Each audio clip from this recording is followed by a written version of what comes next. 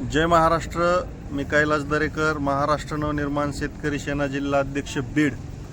आज सोशल मीडियाच्या माध्यमातून व्यक्त होण्याचं कारण एकच आहे की दिनांक 23/12/2025 रोजी मी एक नगरपंचायत आष्ट्यांना निवेदन दिलं.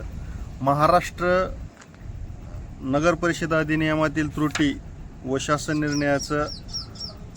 निर्णयाप्रमाणे जी कर आकारणी त्यांनी चालवलेली आहे त्यामध्ये उपकरामध्ये आष्टी शहरातल्या नागरिकांना शिथिलता देण्यात यावी या संदर्भातलं एक निवेदन मी काल त्यांना दिलेलं आहे.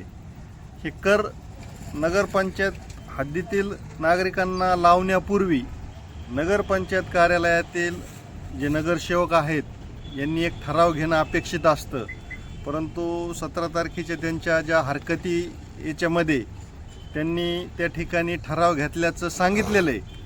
परंतु माझं एवढंच म्हणणं आहे की त्या ठिकाणी त्यांनी जनतेवर कर लादण्यासाठी जो ठराव घेतलेला आहे त्याच अनुषंगाने या नगरपंचायतच्या नगरसेवकांनी जनतेचा होणारी हेळसांड संदर्भात हे जे कर उपकर जास्तीचे कर त्यांना लागलेले आहेत हे उपकर रद्द करण्यासाठी सुद्धा एक ठराव घ्यायला पाहिजे असं आमचं मत आहे. आणि त्यांनी तो ठराव घेऊन या ठिकाणी या उपकारामध्ये शिक्षण कर, रोजगार हमी कर आणि वृक्ष कर यामध्ये आष्टी शहरातल्या नागरिकांना शिथिलता द्यावी याबाबत या ठिकाणी काल एक निवेदन आम्ही नगरपंचायतला दिलेलं आहे.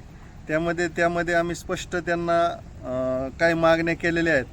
शिक्षण कराबाबत आम्ही महाराष्ट्र शिक्षण कर अधिनियम 1962च्या तरतुदीनुसार राज्य सरकारला शिक्षण कर आकारण्याचा अधिकार आहे, पण स्थानिक स्वराज्य संस्थेला असा कर आकारायचा असल्यास त्यांना राज्य शासनाच्या नगर विकास विभागाची परवानगी आणि राजपत्र प्रसिद्ध करणं आवश्यक असतं. तर ते त्यांनी घेतलंय का याबाबत त्यांनी आष्टी शहरातल्या सर्व नागरिकांना सांगितलं पाहिजे. दुसरी गोष्ट, रोजगार हमी उपकर त्याच्यामध्ये असं नमूद आहे की नागरी भागात जिथं मनरेगा ऐवजी मुख्यमंत्री रोजगार हमी योजना राबवली जाते तिथे थेट मालमत्ताधारकाकडून कर घेण्यापूर्वी त्या निधीचा विनियोग त्या क्षेत्रात होणं आवश्यक आहे. कलम 15 महाराष्ट्र रोजगार हमी अधिनियम नुसार हा कर राज्य शासनाच्या एकत्रित निधीत जातो, परंतु नगरपंचायत स्तरावर या निधीतून मागील 3 वर्षात किती रोजगार निर्माण झाला याचा अहवाल जनतेसमोर ठेवला गेला पाहिजे. नैतिकदृष्ट्या तो न ठेवता अशा पद्धतीने कर आकारणं हे चुकीचं आहे.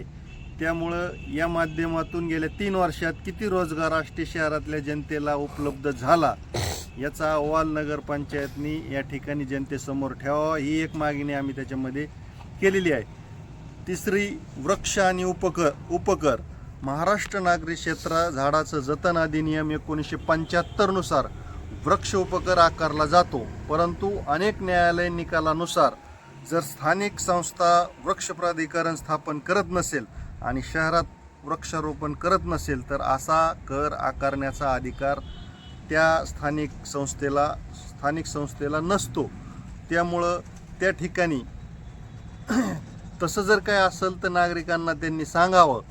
आणि आमची त्यांना विनंती आहे की हे उपकर जे लावलेले आहेत, आष्टी शहर जर पाहिलं आपण तर आज आष्टी शहराच्या व्यावसायिकांना जर विचारलं तर या ठिकाणी काही दुकानदाराची भावानी म्हणजे होणं मुश्किल आहे.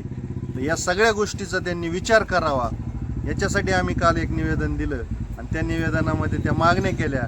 त्यापैकी प्रमुख मागण्या ज्या होत्या की शिक्षण कर तो एक, त्याच्यामध्ये एक शिथिलता द्यावी, रोजगार हमी कर त्याचा लेखाजोखा जाहीर करून त्याच्यामध्ये सुद्धा शिथिलता द्यावी आणि वृक्ष उपकर याच्यामध्ये सुद्धा नगरपंचायतनी आष्टी शहराच्या नागरिकांच्या आर्थिक परिस्थितीचा विचार करून तसा ठराव पारित करून हे कर रद्द करावेत. आणि जर तसं शक्य नसेल तर या करामध्ये कमीत कमी 50% शिथिलता देऊन सर्वसामान्य नागरिकांना त्या ठिकाणी दिलासा द्यावा यासाठी कालचा आम्ही महाराष्ट्र नवनिर्माण सेनेच्या वतीनं नगरपंचायत कार्यालयाला निवेदन दिलेलं आहे.